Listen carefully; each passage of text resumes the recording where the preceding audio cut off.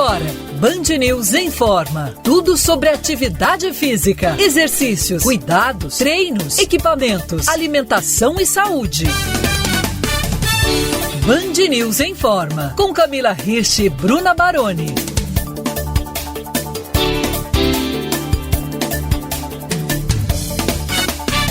Entra na roda e ginga, ginga. Entra na roda e ginga, ginga.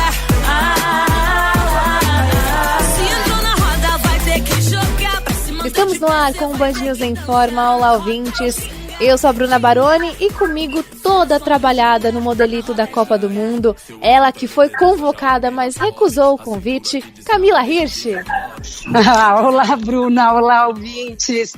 Pois é, eu vou assistir de casa esse ano, fui convocada para enfeitar a torcida. Aí tá fácil, né, Bruna? Ai, que delícia. Porque agora é a Copa do Mundo, é a competição, mas é também a festa que vem com isso. É uma delícia, né? O astral vira outro. Eu acho que a gente passa por tantas fases.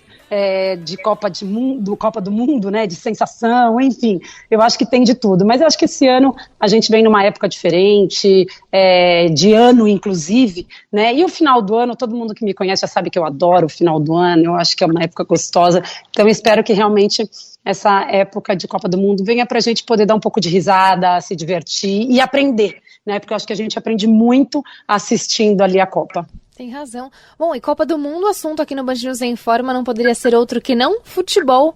É o esporte mais popular do mundo. Aqui no Brasil, a gente meio que nasce já pertencendo a um time, a um clube, tá no sangue, tá na rua, tá no trabalho, tá na roda dos amigos.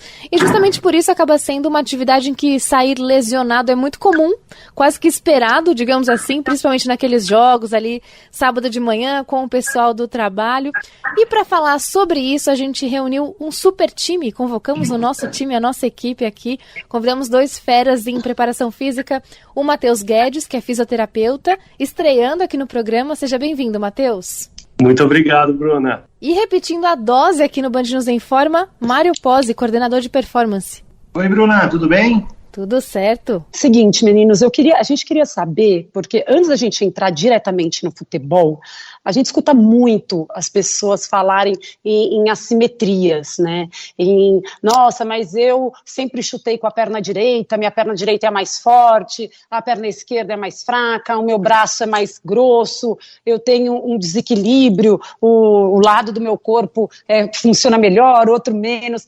Quando que a pessoa tem que se preocupar com relação a essas diferenças? E quando isso faz diferença, e se faz diferença para um profissional, por exemplo? Camila, funciona da seguinte forma, todas as pessoas já nascem com um membro dominante, né? Então já parte desse princípio que a gente já tem diferenças de um lado para o outro do corpo. Essas diferenças, elas podem e vão se alterar conforme a atividade praticada. Aqui no caso que nem a gente está falando do futebol, a gente tem uma perna que chuta, uma perna que estabiliza, o movimento de corrida e todo o gesto do futebol, seja profissional, seja amador. A gente começa a ficar atento a partir do momento em que tem algum sintoma. Então, se a pessoa começar a ter algum sintoma de dor, desconforto, lesão, cãibra, qualquer sintoma é um alerta para a gente poder investigar se tem algo acontecendo. O segundo ponto seria a gente pensar numa prevenção, ou seja, qualquer pessoa pode passar por um especialista e esse especialista avaliar se há alguma assimetria e se essa assimetria deve ser encarada como um tratamento, um reequilíbrio, um treinamento. E normalmente essas diferenças, elas têm que ser reequilibradas ou não necessariamente? Camila, a gente vem de um tempo, a medicina esportiva, a fisioterapia, e vou deixar o Mário falar do treinamento, mas pensando na fisioterapia, a gente vem de um tempo em que tudo deveria ser corrigido, tudo deveria ser equilibrado, porque o corpo deveria trabalhar em simetria. Essa era o que era preconizado algumas décadas atrás.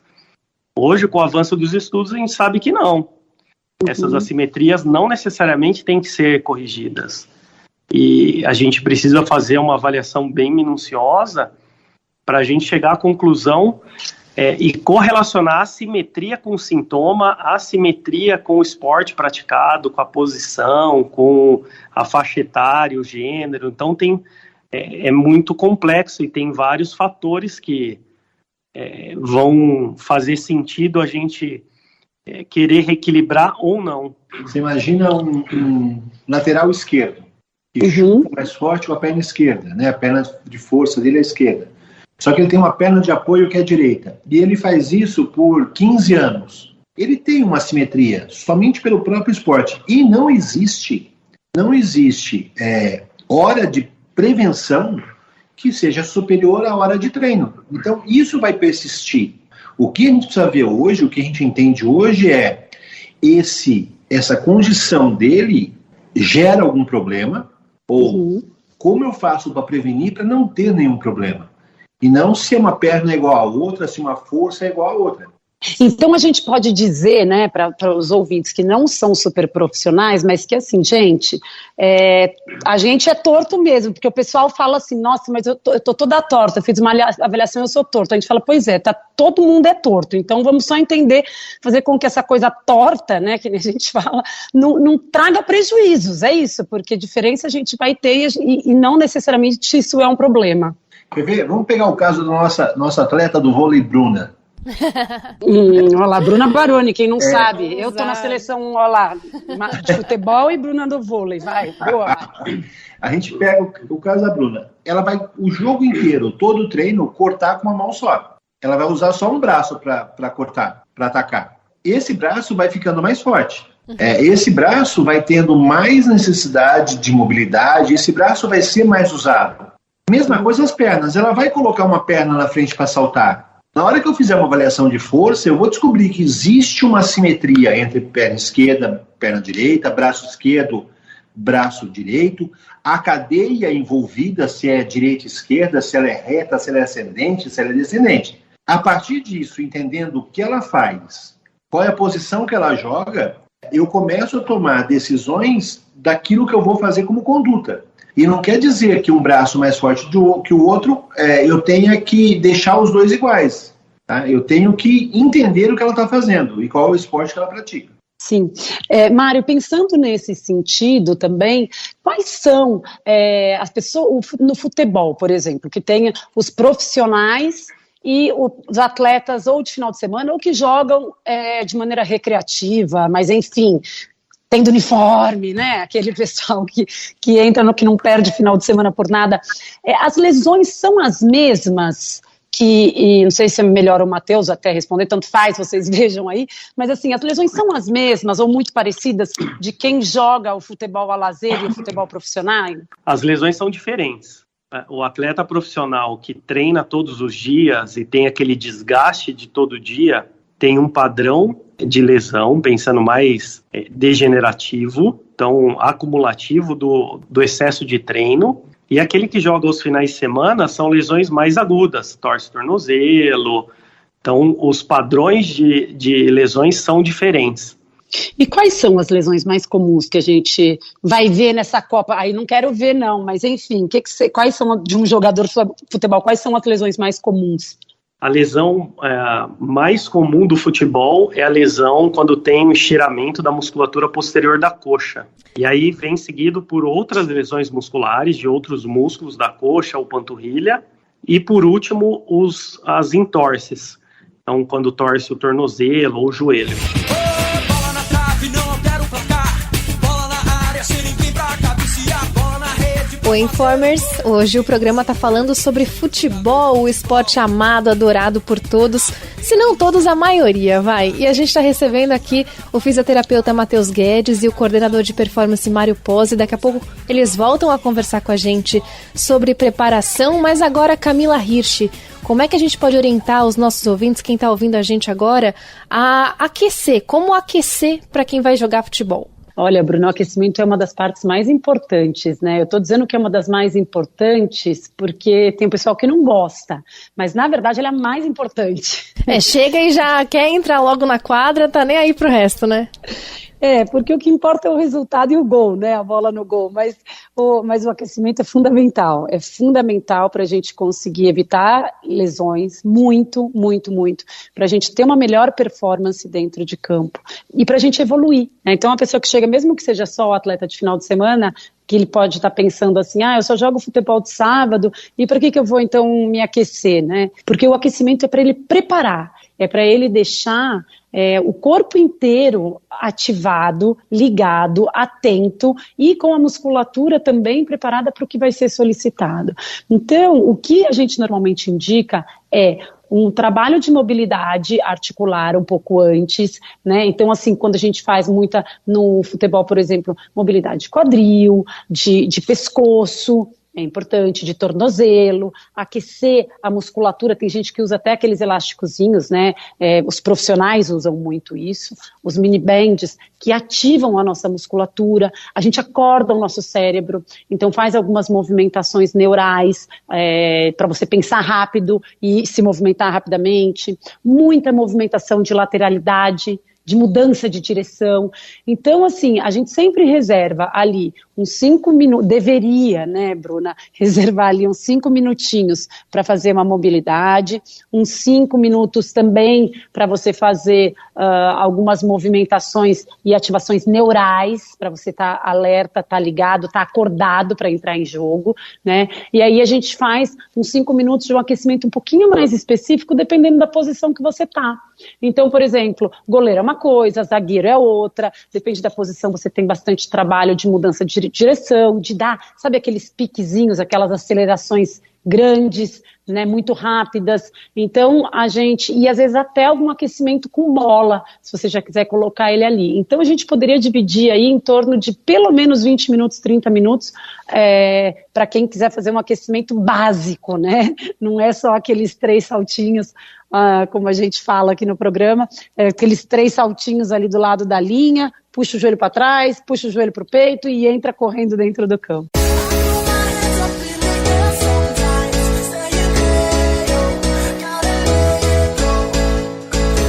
O Band News em Forma está no ar, hoje em clima de Copa do Mundo. A gente está conversando com o fisioterapeuta Matheus Guedes e o coordenador de performance Mário Pozzi sobre preparação física para o futebol. A gente falou um pouco sobre assimetrias, lesões também. Queria continuar falando sobre as lesões dentro do futebol. Como é que a gente pode prevenir? E aí imagino que a gente esteja falando para públicos diferentes, né? Pessoas que já estão há muito tempo praticando o esporte e combinando não só o futebol, mas com fortalecimento também, por exemplo. E pessoas que só jogam mesmo, como eu falei no início do programa, às vezes reúne o pessoal do trabalho, vai de sábado. A prevenção para esses grupos é diferente? Ou não? Ou é a mesma? Bruna, é diferente. Quando a gente entra no capítulo prevenção, a gente precisa entender 2 coisas. Então, a primeira coisa a entender é o esporte. Então, estudar o esporte, estudar as demandas do futebol. Então, o que é preciso para jogar futebol? Então, pensar nos sprints, salto, giro, quais são os movimentos do futebol. Por exemplo, há décadas e décadas atrás, a gente tinha um padrão de lesão porque o treinamento era feito de uma forma. Hoje o esporte mudou, né? Então hoje o futebol está muito mais rápido, então assistir um jogo da final agora da Copa e assistir a final da Copa de 1970 são totalmente diferentes. Então o padrão do atleta era diferente. E a segunda coisa que a gente tem que pensar quando a gente fala em prevenção é a individualidade anatômica. E cada um tem um padrão, então a gente atende muitos jogadores e a gente vê jogadores com encurtamento muscular. Então, a prevenção para quem tem encurtamento é alongamento. A gente vê atletas com um problema no equilíbrio de força. Então, aí a prevenção para esse atleta é reequilibrar essa força. Então, a prevenção hoje saiu de um cenário, de um protocolo. Se você me fizer uma pergunta, existe um protocolo de prevenção para quem joga, o profissional ou o amador? Não, não existe. Então, se a gente montar um protocolo, todo mundo alonga dessa forma, faz esse exercício dessa forma, e isso vai funcionar para algumas pessoas e para outras não. Então o capítulo prevenção é entender o esporte e o contexto que está inserido esse atleta. Se foi o atleta de final de semana e não faz nada durante a semana e vai jogar com os amigos no final de semana, provavelmente uma prevenção vai ser um treinamento durante a semana para prevenir o jogo do final de semana. E aí esse treinamento durante a semana poderia ser o quê? Aí é a mesma coisa, eu acho que tem que pensar no esporte, né? Preparar para o esporte, então exercício de fortalecimento, alongamento, exercícios funcionais e entender a individualidade desse atleta amador, né? Então, uma avaliação bem feita para entender o que tem de carência nesse atleta, para ser trabalhado com mais ênfase. Ô, Matheus, mas acho que o Mário até pode ajudar, que já vivenciou ali o campo, né? Bastante. O preparo também para entrar faz muita diferença, né? O antes de entrar ali, porque a gente vê os jogadores chegando praticamente, a gente assiste, quem assiste às vezes até ao vivo, eles às vezes até entram em campo, mas a gente sabe que atrás ali, onde eles estão nos vestiários, eles têm um aquecimento muito, acho que intenso, né? E esse preparo também faz muita diferença, não? Sim, sim. Eu acho que a gente consegue pensar nessa história sempre quando a gente consegue pensar num processo de avaliação, para entender qual é a necessidade. A gente parte aqui do que nós fazemos, eu e Matheus, sempre de um processo de avaliação. Hoje em dia nós trabalhamos num contexto que nós entendemos que a falta de qualquer capacidade bem desenvolvida vai interferir na performance. Então, por exemplo, se esse atleta amador ele é muito encurtado, o encurtamento vai influenciar em todas as outras capacidades. Se a gente for pensar de um modo geral, é que ele faça uma atividade, como o Matheus falou, que ele aumente a sua qualidade dentro das capacidades físicas que estão envolvidas no futebol. Força, flexibilidade, potência, resistência, né? Aqui falta que vai gerar problema. Em relação à preparação física, no esporte, no alto rendimento, ela acontece. Hoje em dia, até existe uma necessidade de quanto menos puder treinar, melhor, né? Porque esses caras passam por uma alta temporada. Você imagina que para a Copa do Mundo, todo mundo terminando a temporada em novembro. Então esses caras, eles vão para uma Copa do Mundo no pior momento, eles estão cansados, eles estão um ano jogando sem pausa. Para o atleta amador, muda todo o contexto da preparação. Eu preciso gerar para ele condições para ele participar do próximo final de semana. Então, se ele vier, passa por uma avaliação física, nós vamos entender as necessidades, e a partir do momento que eu entendo as necessidades desse amador, eu vou saber se ele precisa mais de trabalhos funcionais, mais de trabalhos musculares, e eu vou ser mais assertivo em gerar a melhor condição para ele. E o aquecimento ajuda, né, Mário? Digo porque as pessoas principalmente de final de semana, porque os profissionais estão super acompanhados, né?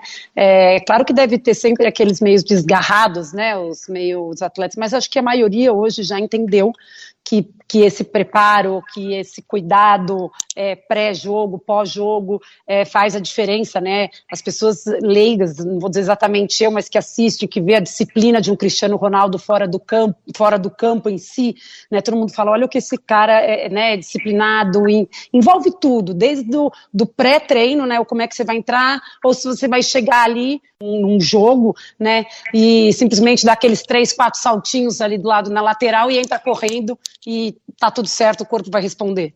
Sim, o aquecimento para o atleta profissional é de extrema importância. A gente vê hoje no futebol aquecimento acima de 2 horas para depois jogar. Ele começa a fazer uma mentalização do jogo, ele começa a aquecer toda a parte ligamentar, os cuidados, a massagem que ele vai fazer, o alongamento. Depois o processo, o aquecimento, na verdade, ele é um processo muito longo. E quanto mais eu encurto isso, vou lá, dou 3 pulinhos e puxo a perna para trás, mais suscetível a problemas eu estou. Mas também, uma coisa que a gente fala aqui é assim, aquecimento é uma estratégia, que ela precisa ser feita e precisa acostumar ele a fazer. Eu vou preparar o organismo para vivenciar esse aquecimento todas as vezes que estiver comigo, porque na hora do campo, o corpo vai se aquecendo também, porque sabe que isso vai acontecer. Você falou aí de uma preparação voltada mais pro funcional, né, pro músculo, Mário, mas você tem trabalhos de treinamentos cognitivos também para atletas do futebol? Sim, a gente tem visto diversas coisas, né, do cognitivo, desde a mentalização, dele entender como vai ser o jogo, qual que é a função dele dentro do jogo, como ele enxerga a participação dele, até o próprio aquecimento sensorial, de fazer com que ele, através de alguma sinalização, ele vá fazendo um aquecimento e se preparando para o jogo, para ele estar também conectado entre corpo e mente para fazer a melhor atuação possível. Fique de olho no apito, que o jogo é na raça, uma luta se ganha no grito, e se o juiz apelar... Quem aí já se aventurou no futebol naquele sábado de manhã e saiu quebrado? Tem uma pessoa conhecida aqui dos ouvintes da Band News FM que se enquadra muito bem nessa situação. Ninguém menos do que André Coutinho. Oi, Bruna. Oi, Camila. Sempre um prazer participar aqui do Band News em Forma. Bom, vou contar um pouquinho a minha história. Eu sempre fui de praticar muito esporte, sempre tive uma vida bastante ativa, em especial na minha adolescência lá atrás. Eu fiquei muito perto, aliás, de ter sido atleta profissional e continuei assim, enquanto eu tinha saúde, enquanto eu tinha disposição, sempre com a vida muito ativa. Aí a vida profissional acabou engolindo a minha vida ativa, mas tentava ali fazer uma atividade ou outra. E aí o problema é que eu passei muito tempo sem praticar nenhum tipo de atividade, e aí toda vez que surgia um futebolzinho ou alguma coisa ligada ao esporte, eu encarava. E como eu sou muito competitivo, eu não sei dosar muito bem. E aí eu já rompi ligamento do tornozelo, já fraturei costela, já tive inúmeras distensões musculares, porque eu sempre fui com muito afinco, com aquela minha cabeça de atleta, de vida ativa, mas eu estava com uma vida sedentária. E agora eu tenho muito medo de voltar a praticar alguma atividade física. Eu tenho cura, Camila? Camila, eu achei ótimo que ele falou, né, cabeça de atleta, admitiu que é uma pessoa competitiva, o que é bem difícil da gente ver por aí. Mas e aí, respondendo ele, tem cura? Ah, claro que tem, né?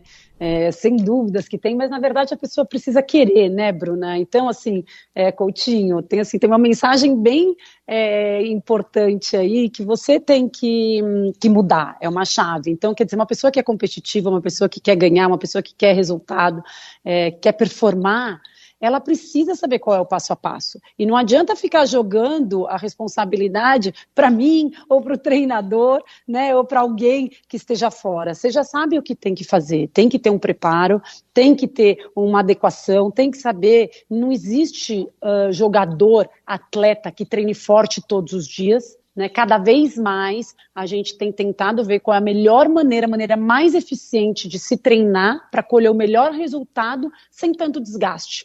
Porque senão vai ficar sempre dentro desse entra e sai, e pior ainda, vai terminar sempre se machucando.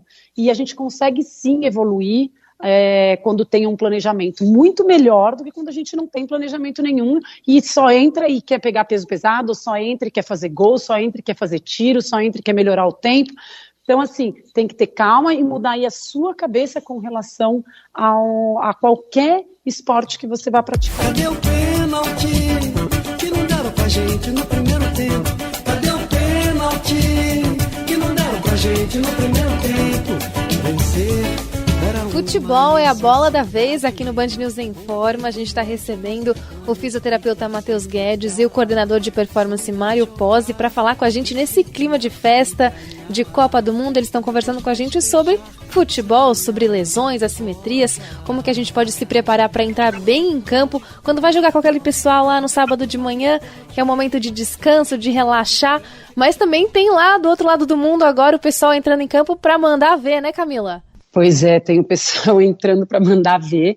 O Mário Pozzi acabou de falar aqui com a gente sobre ser uma fase muito difícil para os jogadores e para a comissão toda técnica que acompanha esses jogadores da Copa estar acontecendo essa época do ano, né? Porque é um momento onde normalmente os atletas, dezembro, janeiro, né? Eles estão em baixa, em recuperação.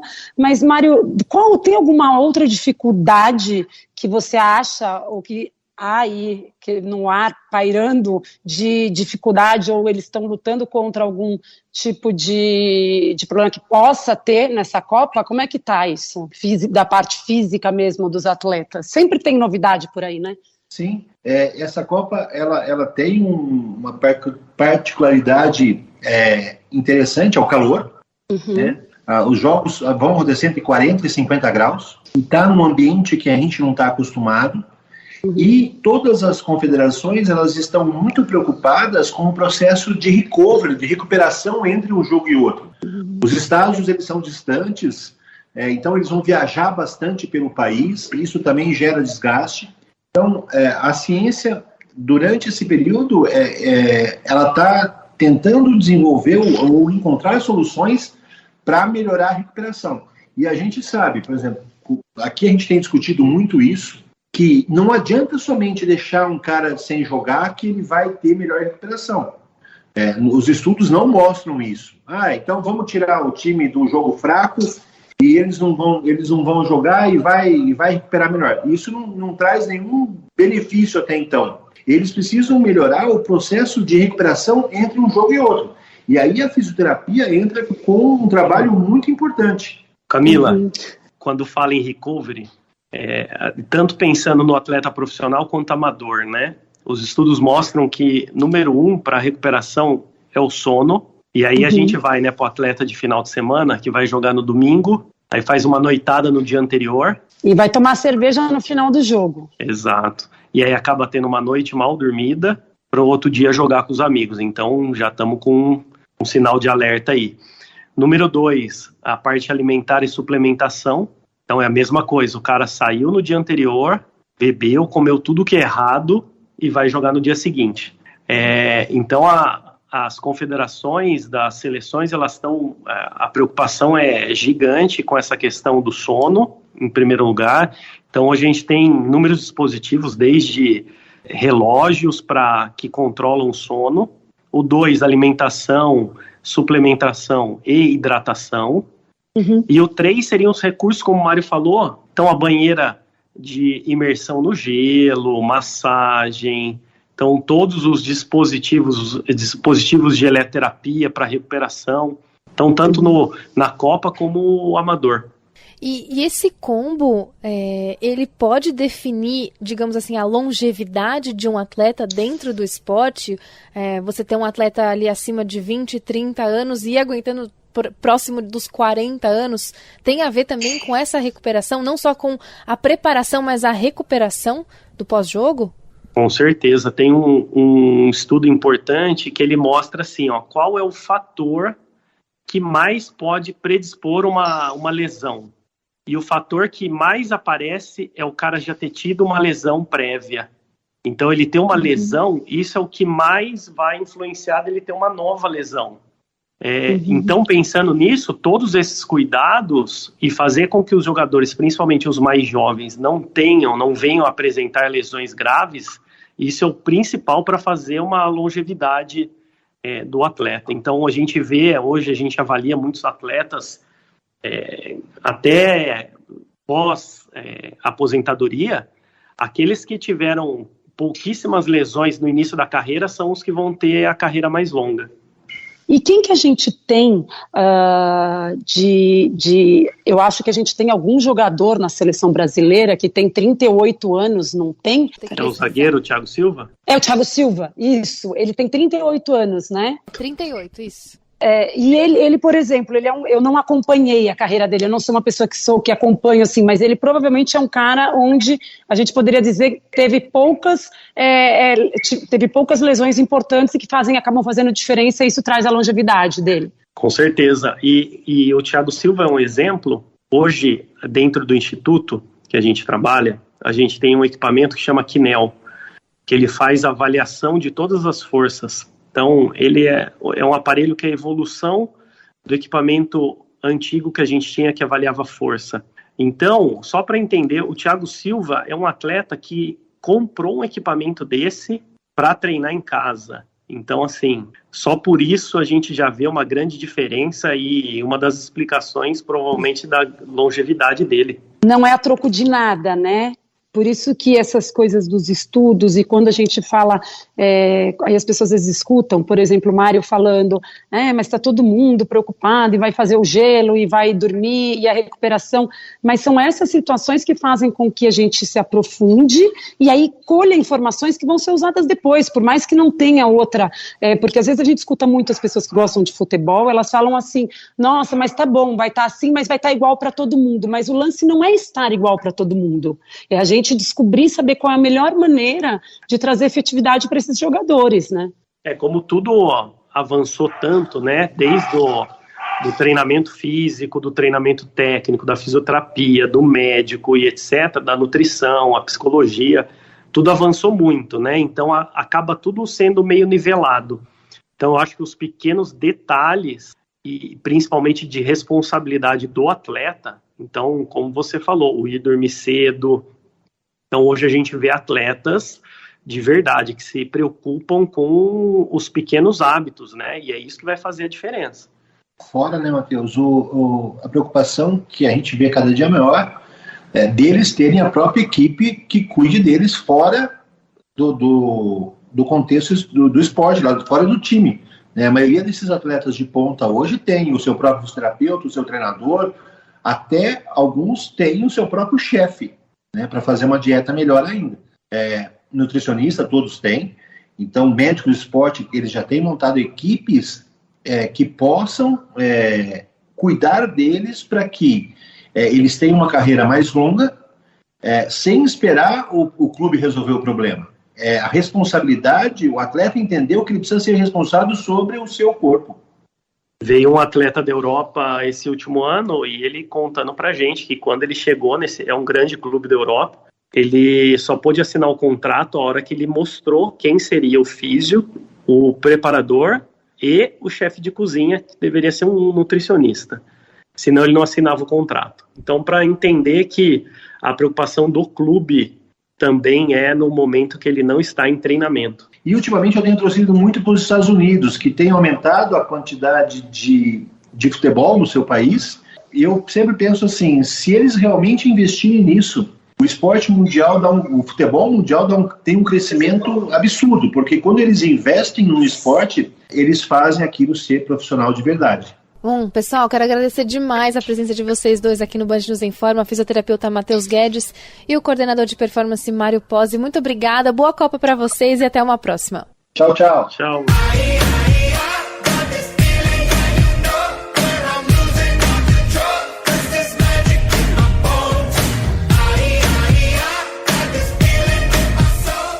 Coxa, tornozelo e joelho são as áreas mais vulneráveis do nosso corpo para lesões no futebol, segundo uma análise feita pela Unifesp. E hoje aqui no programa a gente falou bastante sobre a importância da recuperação. E algo que você, Camila, fala muito para os nossos ouvintes é que é possível recuperar e descansar fazendo outros esportes, né, nesse período de descanso. Então, para quem faz futebol, o que a gente pode recomendar? Bom, Bruna, primeiro que assim, a gente chama muito isso de recuperação ativa, né? Claro que existe um momento de descanso mesmo, existe um momento onde a gente faz essa recuperação ativa, que é ou praticando alguma atividade, ou usando algum tipo de manipulação, né? Por exemplo, uma yoga, ou alguma massagem, ou uma crioterapia, que são os métodos onde a gente usa o frio para ajudar a recuperar a musculatura, porque quanto mais rápido a gente se recupera de um treino, de um jogo para o outro, melhor aumenta mais o nosso rendimento, ou você está preparado para um novo treino. Pilates também é uma atividade muito boa para quem joga futebol. O fortalecimento, e aí também entra o fortalecimento sempre direcionado para aquela posição que aquele jogador tem, ou para aquela, como a gente falou bastante no programa, para aquela deficiência ou aquele ponto que ele precisa melhorar. Então, toda vez que a gente fica aí, essa recuperação, ela pode ser sempre potencializada com alguma atividade. Jogadores de futebol, inclusive, fazem muita recuperação, muito treino de recuperação ativa dentro da piscina, correndo. eles colocam aqueles coletes e fazem o deep running dentro da piscina. Então, é também uma recuperação muito utilizada, a própria bicicleta ergométrica, para acelerar o processo de recuperação e, ao mesmo tempo, manter eles com uma parte cardiovascular ou o que é necessário naquele momento para determinado atleta. Camila, quem quiser se preparar para entrar em campo com você, como é que faz? É só me procurar no Instagram através do @Camila, aquele risquinho embaixo, Hirsch, HIRSCH, não necessariamente entrando em campo, né, Bruna, mas em outras atividades, mas pode ser também entrando em campo. Boa semana para você, Bruna, boa semana para todos os ouvintes. O nosso e-mail é o informa@bandnewsfm.com.br. Boa Copa do Mundo para todo mundo e até a próxima.